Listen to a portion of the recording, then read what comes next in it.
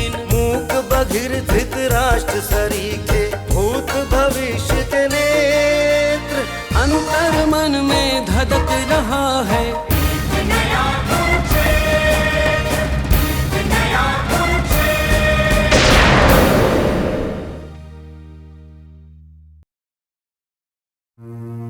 मेरे आंखों की नींद चोरी हो चुकी है। मेरे कर्मों ने मेरा चैन छीन लिया है। क्या कल मेरे पापों का फल मेरे परिवार को भुगतना पड़ेगा या मुझे? मैं इतना बीमार हूं, ना जाने कब क्या हो जाए। हमारे कानून के मुताबिक हम विनय डे को जिंदा नहीं छोड़ सकते थे। मैंने कहा मैं अपराधी हो सकता हूं, गुनहगार हो सकता हूं, मगर राक्षस नहीं हूं मैं। इस अफीम ने लोगों को निकम्मा और आलसी बना दिया है। कोने कब से आपको घर पे फोन कर रहा है? पर बात क्या है? इरशाद भाई अब नहीं रहे।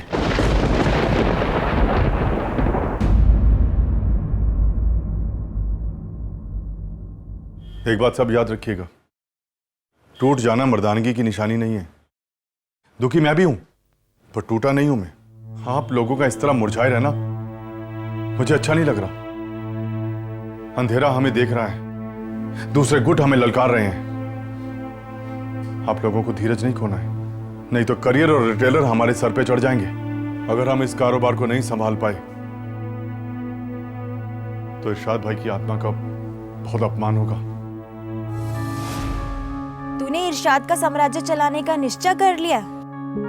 अब तू हत्याएं करवाएगा उसकी तरह, और करेगा। ऐसे में तो खूनी नहीं बन जाएगा मिस्टर खाउन। इरशाद भाई के जाने के बाद मैं किसी के अंडर काम नहीं कर सकूंगा। सारा कारोबार छोड़ा तो इन्हीं में से कोई मुझे मार डालेगा, और यही नियम है। अंधेरी दुनिया का राज जानने वाला बाहर की आम जिंदगी नहीं जी सकता। अब मुझे इसी दुनिया में जीना है और इसी में मरना। हमें किसी भी बांग्लादेशी गुट और या किसी दुश्मन गिरोह से कोई खतरा नहीं है। मैंने डीआईजी साहब को फिलर भेज दिया है और होम मिनिस्ट्री में भी भेजूंगा। आप बेफिक्र होकर काम करो, लेकिन नमक हरामी बर्दाश्त नहीं होगी। हमारी थाली में छेद करने वाले का वही हाल किया जाएगा जो कोयला डिपो के मैनेजर का हुआ है।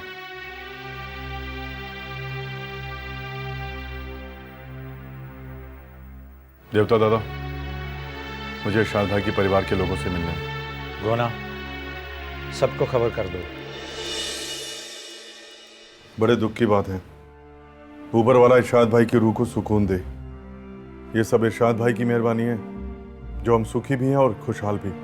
बहुत लोगों की मदद की उन्होंने, इसीलिए आज बीसियों गांव के लोग शामिल हुए हैं उनके जनाजे में। इरशाद भाई हमारे शिक्षक थे, हमेशा यही कहा करते थे कि अगर मेरे बच्चे पढ़ लिख के बड़े आदमी बन जाएं, इससे बड़ी बात और क्या हो सकती है। और आज हमें इस कारोबार को अच्छे से आगे बढ़ाना होगा ताकि सब कुछ ठीक से चले। इरशाद भाई के बेटे और उनके परिवार का कोई भी सदस्य इस कारोबार में शामिल होना चाहता है तो हमारे लिए बेहतर होगा। हाँ, लेकिन नियम और कानून सबके लिए बराबर रहेंगे।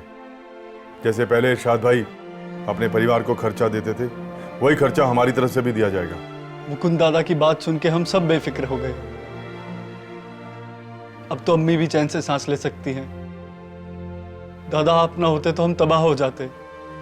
आप जैसे मर्जी चलाओ कारोबार, हमें बताए बगैर भी। हमारी रुचि नहीं है दादा इस कारोबार में। बस अम्मी की बात रख लीजिए दादा, और कुछ नहीं चाहिए।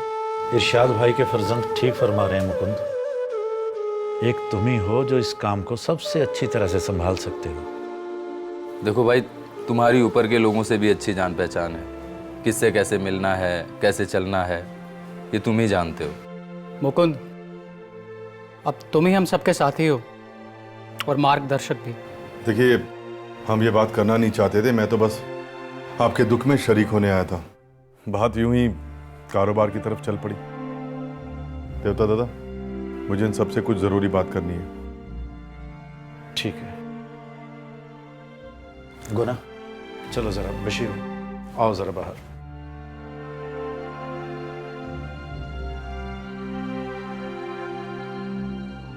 देखिए, अगर आप चाहें तो अपनी पढ़ाई के साथ साथ कारोबार चला सकते हैं। दादा, हम लोग अब्बू की मर्जी के खिलाफ नहीं जाना चाहते। वो नहीं चाहते थे कि हम इस अंधेरी दुनिया में कदम रखें, इसीलिए उन्होंने हमें यहाँ से दूर पढ़ने के लिए भेज दिया था। हमारे लिए तिनसुकिया और डुमडुमा के मिलों का कारोबार बहुत है। और चाय के बगानों से भी अच्छी खासी आमदनी हो जाती है। मैं वकील बनना चाहता हूँ दादा, मुझे अपनी इमेज ठीक रखनी है। मैं राजनीति में आना चाहता हूँ। दादा, मैं पढ़ाई के बाद लोगों की प्रॉब्लम पर डॉक्यूमेंट्री फिल्म बनाना चाहता हूँ ताकि समाज में अच्छे बदलाव आ सके। दादा, हमें अब्बू के कारोबार की कोई भी जिम्मेवारी नहीं चाहिए। अब्बू ने बाढ़ के समय कितने लोगों के घर बनवाए, अरे सरकार का काम भी उन्होंने किया, और सरकार का आज एक भी नुमाइंदा अब्बू के जनाजे में शरीक नहीं हुआ। इस बात से हमें बहुत दुख है। देखिए, आप लोग फिक्र मत कीजिए, इस दुख के वक्त में हम आपके साथ हैं। अचानक सब कुछ लुट गया, बदकिस्मती है। ये दिन भी देखना था। अभी तो हमारे बच्चे भी बहुत छोटे हैं, अब क्या होगा इनका? आप फिक्र मत कीजिए, आप सब मुझे अपने भाई जैसा ही समझिए। सब कुछ पहले जैसे ही चलेगा, आपको कोई दिक्कत नहीं होगी। हम सबके बस का नहीं है ये कारोबार संभालना। आप साथ हैं तो ही गुजारा है। बात पैसे की नहीं है, एक मजबूत सहारे की है। आप हमें कभी मत छोड़ना। ये भी आपको बहुत मानते थे। देवता दादा ने बहुत कुछ बताया आपके बारे में। देवता, बेशक सारे कारोबार की जिम्मेदारी मुझे दी गई है, लेकिन जितना इरशाद भाई और देवता एक दूसरे को समझते और मानते थे, शायद और कोई नहीं। इसलिए अब मुझे देवता से सलाह लेनी चाहिए। देखिए, हम सभी का तो यही फैसला है कि आप ही कारोबार की सारी जिम्मेदारी संभालें। कुछ ही वक्त में हम अपने सारे ग्रुप को ये जानकारी दे देंगे। जी बिल्कुल, जैसा आप ठीक समझें। चलता हूँ। जी।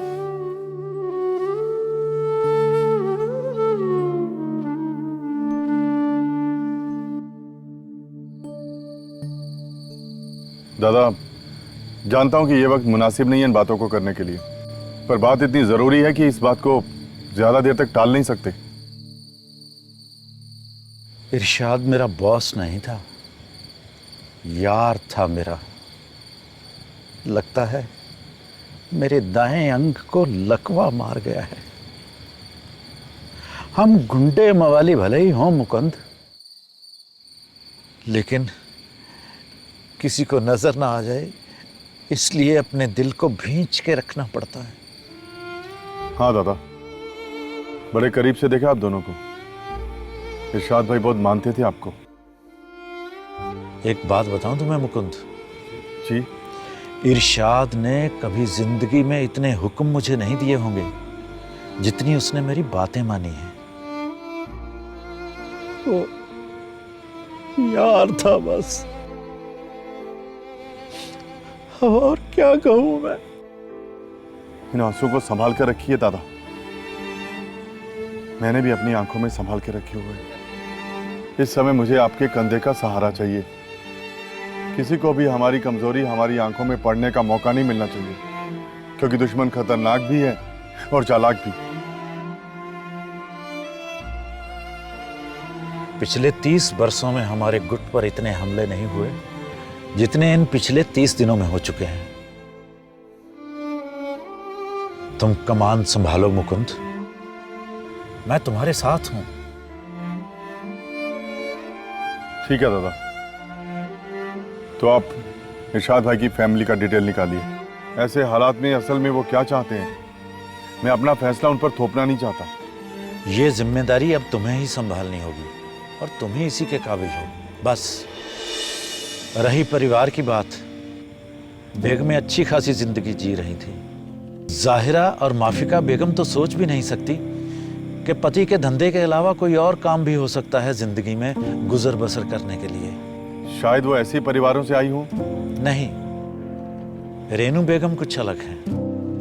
बड़ी बेगमें तंबाकू वाले एजेंट जब्बार खान की बेटियां हैं। छोटी बेगम रेनू मोहाना के करामत अली की बेटी हैं। वो इरशाद भाई को जब्बार खान के तंबाकू वाले फार्म में मिली थी। वहीं पे अपनी रूप और बुद्धि का ऐसा जादू चलाया कि इरशाद भाई के साथ आ गई उनकी बेगम बनकर। मर्द को 7 खून माफ कर सकती है औरत, और इरशाद भाई तो इनके लिए गुणी ज्ञानी शौहर थे, जैसा कि आम औरतें अपने शौहरों के बारे में सोचती हैं। इरशाद था तो बेगमों का रौब भी था और सम्मान भी। बस इससे ज्यादा ना इन्होंने कुछ सोचा और ना कुछ चाहा। और उनके बेटे? बेटे दूर रहते हैं, पढ़ते हैं, अच्छी पढ़ाई कर रहे हैं। दरअसल मैं ये जानना चाहता हूँ कि उनके कारोबार के बारे में इरशाद भाई के बेटे क्या सोचते हैं? घर पर रहते हैं तो भी पढ़ते रहते हैं, सब कुछ से बेखबर। मैं भी देख चुका हूँ, उनके बच्चे अच्छे दिखते हैं, सही काम करना चाहते हैं। पहला कहता है कि आप बिल्कुल ठीक हो, अम्मी भी खुश हैं, और दूसरा चाहता है कि हमें इससे अलग ही रहना है। तीसरा कहता है कि हम सब कुछ बदलना चाहते थे, पर अब्बू को इसी किस्म का थ्रिल पसंद था। इरशाद के लिए और भी रास्ते थे, लेकिन और किसी धंधे में रोमांच नहीं था। कई लोग आए, कई गए, कोई कुछ बनने की कोशिश करता रहा, कोई कुछ, जैसे कि समाज सेवक वगैरह वगैरह, लेकिन उनके इस धंधे के पुराने दाग नहीं गए। और इरशाद भाई को ये बात अच्छी तरह से समझ आ चुकी थी। तुम्हारे ऊपर भरोसा है उनको। इरशाद भाई के बेटे कुछ कह रहे थे तुम्हें? उन्होंने तो बस मुझ पर ही छोड़ दिया है। तुमने घर में बात की? यशोदा से? हाँ। दादा, आप तो जानते हैं यशोदा का जवाब। बहुत बड़ी जिम्मेदारी उठानी है तुम्हें, और इस धंधे का सबसे ज्यादा असर बीवी बच्चों पर पड़ता है।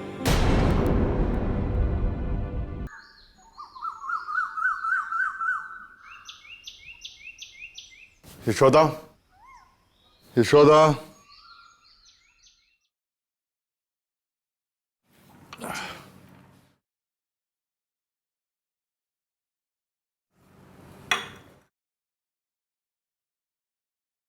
बहुत बुरा हुआ। जो भी था, हमारे मुश्किल वक्त में वही सहारा बने थे। हाँ यशोदा, सब कुछ कितना अचानक हो गया ना। अभी अभी तो इरशाद भाई के साथ काम करना शुरू किया था, बहुत भरोसा करने लगे थे मुझ पे। तुमने भी तो कोई कसर नहीं छोड़ी, दिन रात एक कर दिया। ना बच्चों का ध्यान, ना घर का, और ना ही मेरा। जिम्मेदारी इतनी दे दी थी उन्होंने मुझे, ऐसा लग रहा था कि वो बस मेरा ही इंतजार कर रहे हो। इतना बड़ा कारोबार उनके बच्चे संभाल पाएंगे? नहीं, वो सब मुझे ही संभालना होगा। क्या? हाँ यशोदा, इरशाद भाई के परिवार के लोग चाहते हैं कि उनके बच्चे इस काले धंधे से दूर रहें।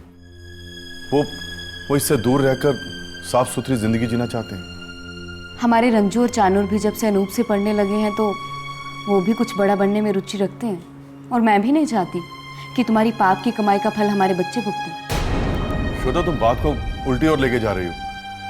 इरशाद भाई ने हमारे बुरे वक्त में हमारा साथ दिया है, और आज उनके बुरे वक्त में मैं उनके परिवार को लावारिस छोड़ दूं? और हमारा परिवार?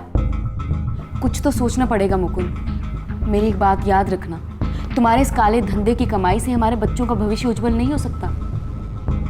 यशोदा, एक बात तुम भी याद रखना, मैं इरशाद भाई के परिवार को और उनके धंधे को बीच मझधार में छोड़कर नहीं जाऊंगा।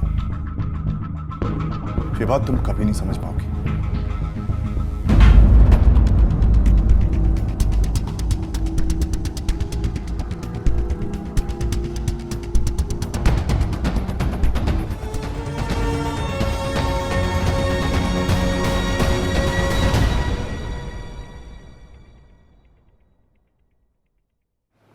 किसने मारा? नहीं मनिका, इरशाद भाई का कत्ल नहीं हुआ। मरे हैं वो, जैसे सवेरा सांप के डसने से मरता है, शिकारी बाघ द्वारा मारा जाता है, उसी तरह इरशाद भाई टेंशन और द्वंद के तीर से सीने को छलनी करा बैठे। मारे नहीं गए वो, हार्ट फेल हुआ है उनका। बहुत बुरा हुआ।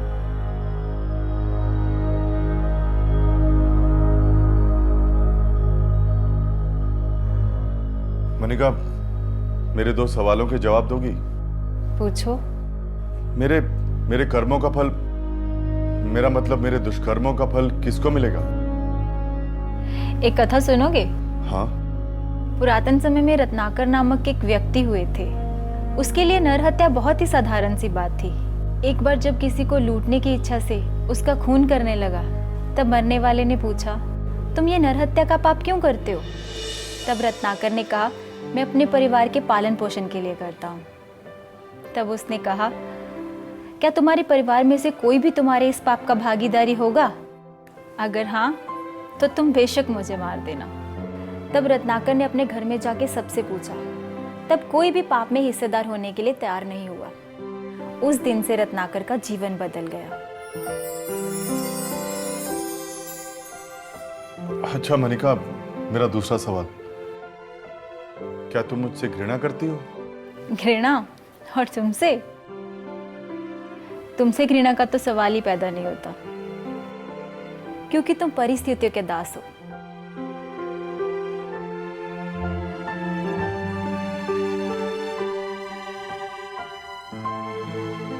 मनिका, तुम्हारे पास आके ना मुझे मेरे सारे सवालों का जवाब मिल जाता है।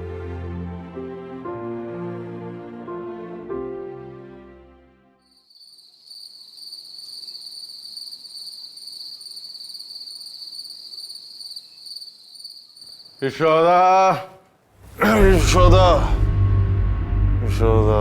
हाँ मुकुंद, बुलाया आपने? हाँ। मुकुंद, मुकुंद।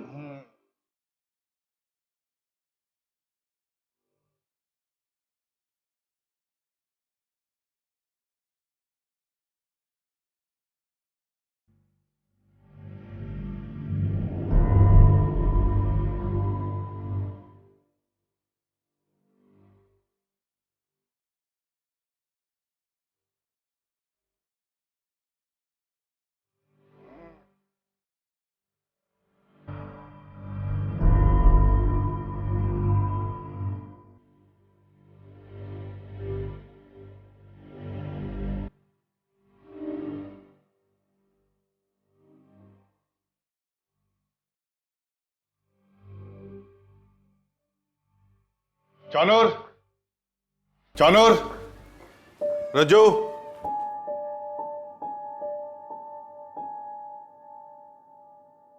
चानूर, रज्जू,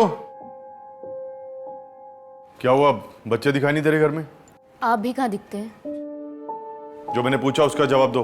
बच्चे कहाँ गए हैं? छुट्टी थी तो अनूप के साथ गए हैं। मैंने ये पूछा कि कहाँ गए हैं? अपने वहां। मतलब? कंधुली जान। क्या? क्या मुंह दिखाऊंगा बच्चों को मैं? हाँ, जान लोगी मेरी क्या? ये अच्छा नहीं किया तुमने। उस दिन इसी बात की वजह से माथा पीटा था मैंने। फिर वही बात। क्यों?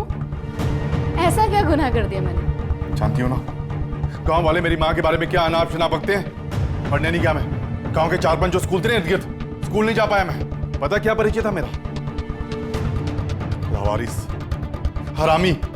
जब लोग कानाफूसी करेंगे तो बच्चे बात की तह तक जाएंगे कि नहीं जाएंगे? और गांव वाले तो वैसे भी हर बात को नमक मिर्च लगाकर बताएंगे, जानती हो ना? अरे झूठ है तो डरने की क्या बात? और अगर सच है तो जान लेने दो ना बच्चों को, तुम्हारी और तुम्हारे माँ बाप की असलियत।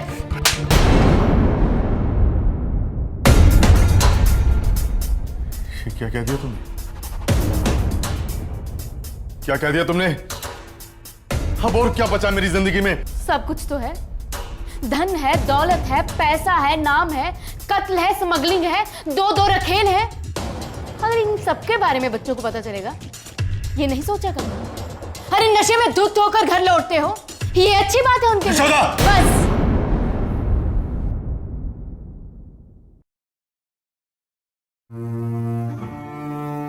बच्चों के इम्तिहान खत्म हो जाए तो यहां से चली जाऊंगी।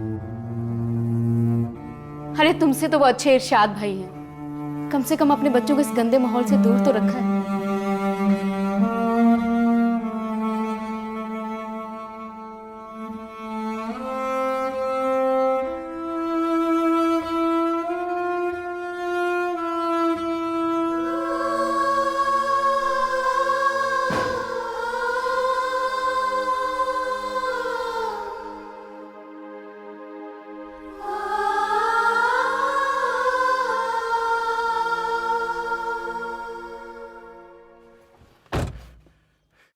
दो रखेल है, धन है, दौलत है, पैसा है, नाम है, कत्ल है, स्मगलिंग है।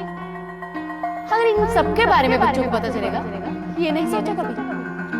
अरे नशे में दूध धोकर घर लौटते हो, ये अच्छी बात है उनके लिए। भाई हाँ कहाँ चल रहा है? कहीं भी ले चलो। समझ गया, मनिका मैम के पास। बकवास बंद कर। बोला मैंने मनिका। वो आजकल आप भानु जी के यहाँ कम जाते हैं ना। ये मामला क्या है? 3 अभियोग झेल रहा हूं मैं। भाई ये तीसरा कौन सा? ये धंधा भी तो अभियोग है।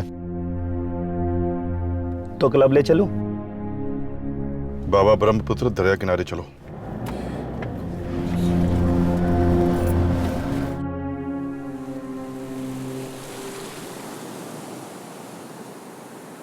सुखी हूं मैं, बहुत सुखी। सुखी रहने के लिए मन को जो काम खुशी दे वही करना चाहिए, जिससे खुशी मिले। पर खुशी है कहाँ? रुपया, पैसा, बड़ा रुतबा, सब कुछ मिला, पर 2 चीजों से हाथ धो बैठा हूं मैं। मन की शांति और तन का आराम। दिन भर की भाग दौड़, खतरों से घिरी जिंदगी, पैसे कमाने की धुन, पागलपन, ये भी कोई जिंदगी है? अरे भाई, कीर्तन करने से क्या होता है जब दिमाग में कोई बात नहीं घुसती? हाँ, गुस्सा करता हूं, हाथ उठाता हूं, क्या गलत करता हूं? यशोदा तो खुश रहती है ना, सुखी है घर में। उसने तो अपने लिए एक लक्ष्मण रेखा खींच ली है, बस उसी में रहना सीख लिया। लेकिन मेरी काम वासना की कोई सीमा नहीं है, कोई लगाम नहीं है मुझे। भानु, मनिका, आग भी भला कपड़ों में कभी छिपी है? एक न एक दिन तो यशोदा को पता लगना ही था। और लोग भी अवैध संबंधों के किस्से सुनने सुनाने में हमेशा तैयार रहते हैं, पर खुशी है कहाँ? वाह रे मुकुंद।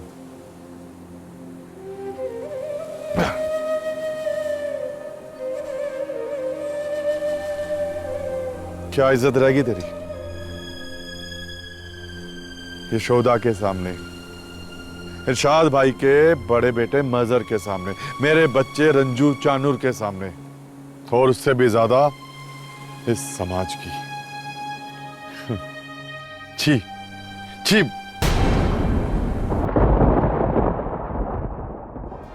यादें बरसे रिमझिम रिमझिम, अश्व समय का हिन हिन हिन हिन। यादें बरसे रिमझिम रिमझिम, अश्व समय का हिन हिन हिन हिन। धूल उड़ाते पग पग पल छिन, कुछ लम्हे तुम संग कुछ तुम बिन। घड़ी की टिक टिक धिनक धिनक धिन, बीती उमरिया सांसें गिन गिन। मूक बधिर धृतराष्ट्र सरीखे,